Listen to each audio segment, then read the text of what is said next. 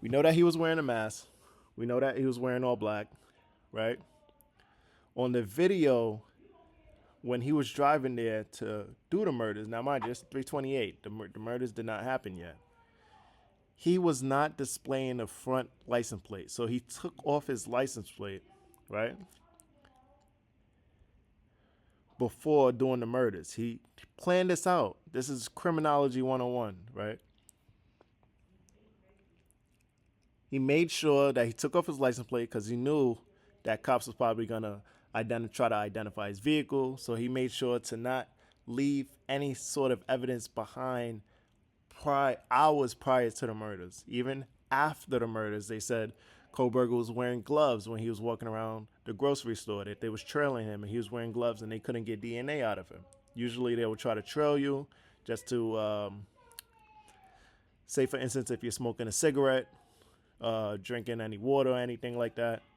If you put your lips on a cup, they'll try to pick up the cup and put it in and submit it as DNA evidence. They could not get anything, guys. This guy was like wearing gloves, but the only thing that he did leave is the knife at the crime scene. So I guess he wasn't that careful, right? So, of a view of footage from multiple videos obtained, showed multiple sightings of suspect vehicle 1 starting at 329 and ending at 420.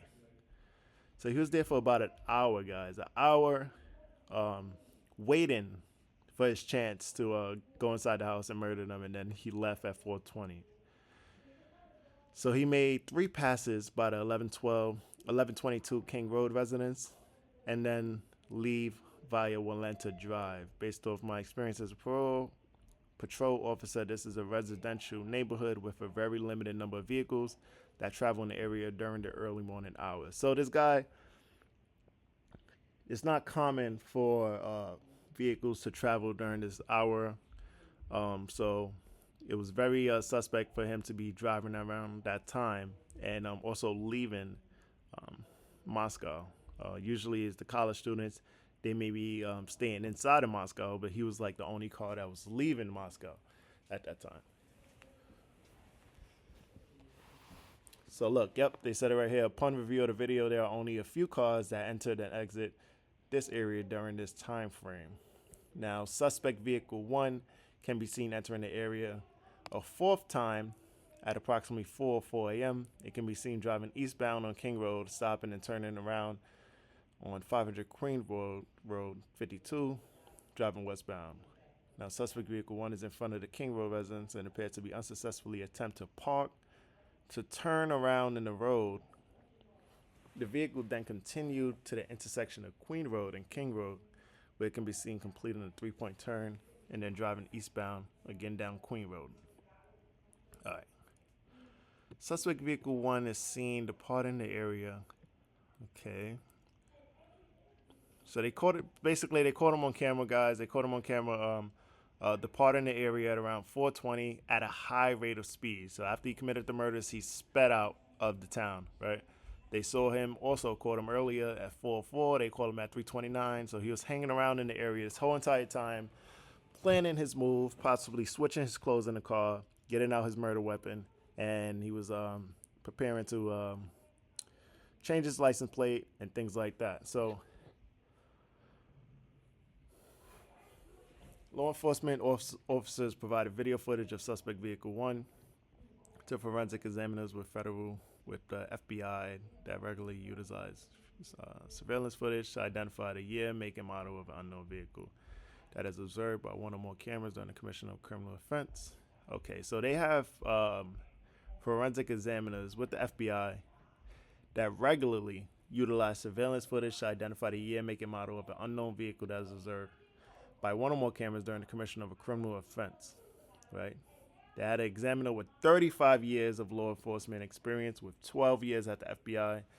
His specific training includes identifying unique characteristics of vehicles and using a database that gives visual clues of vehicles across states to identify difference between vehicles. So this guy is like an expert at picking up any sort of dents, any sort of colors that you might have put on the car, any sort of like tire sizes. If you got scratches on your car, window, anything like that, any type of damage to the vehicle, this guy have the expertise in figuring out and identifying the characteristics of each vehicle in the database. So they found out that it was a 2011 to 2013 Hyundai Elantra. Um, and they also indicated that it could have been a 2011 to 2016 Hyundai Elantra. Right? Because remember, he took off the license plate, guys. So they weren't able to actually identify the vehicle through the license plate. So investigators were given access to video footage on WSU and indicated that approximately 2:44 a.m. that same day, a white sedan was consistent with the description of the white Elantra known as the suspect vehicle. So approximately 2:53, a white sedan, which is consistent with the description of the white Elantra known as suspect vehicle 1, was observed traveling southeast towards State Route 270. State Route connects to Pullman, Washington to Moscow. So he was traveling from Washington State University to Moscow at 2:53. Remember, he was only about 10 minutes away. Okay. Now, at approximately 5:25, so now this is after the murders, right? We see him driving Moscow to Pullman.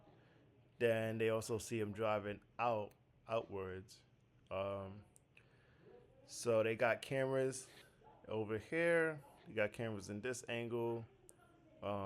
This is 1630 Northeast Valley Road. And they got cameras all in where these arrows are. So they pretty much showing exactly. So they got this all timestamped, guys. They got him leaving the city. They got him leaving from Washington to Moscow. They got him waiting in that Moscow 1122 King Road area where they found all of the 4 victims. And they also got him leaving Moscow, leaving the town at around 4:20 a.m. So now that same day, approximately 12:58, one of the officers was looking for a white Hyundai Elantra in the parking lot in the apartment complex. They said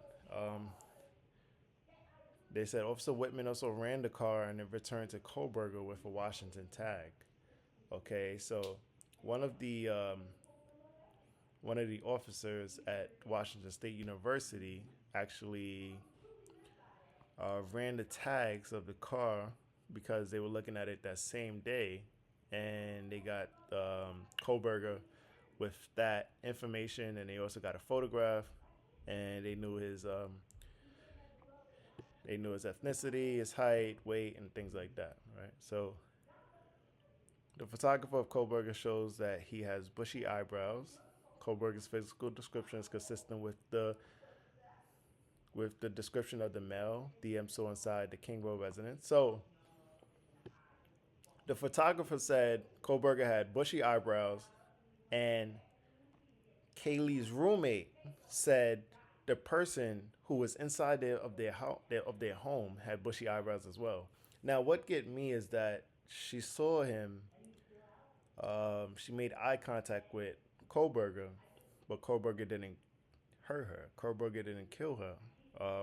Wondering why he only killed the other 4 roommates, but left the other 2 alive. I'm sure that's a scary thing for these 2. Just seeing someone in your home just murder 4 of your roommates, and then pretty much you don't know what's going on. You don't know where he came from. So it's pretty scary. But further investigation included Lato County. So they investigated more body cam and reports. They said Koberger was detained as part of the traffic stop that occurred in Moscow, Idaho. This was in August 21, 2022.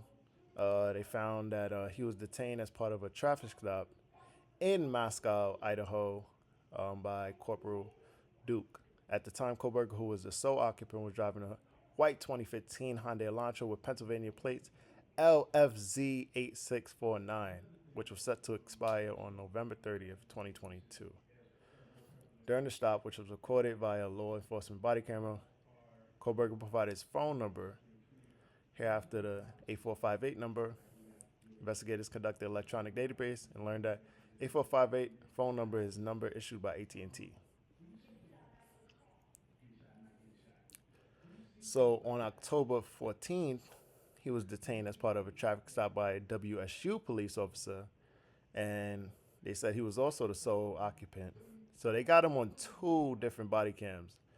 They got him one on in August. This is before the murders as well. They got him on also October 14th. Now on November 18th, this is after. If you guys see my last video,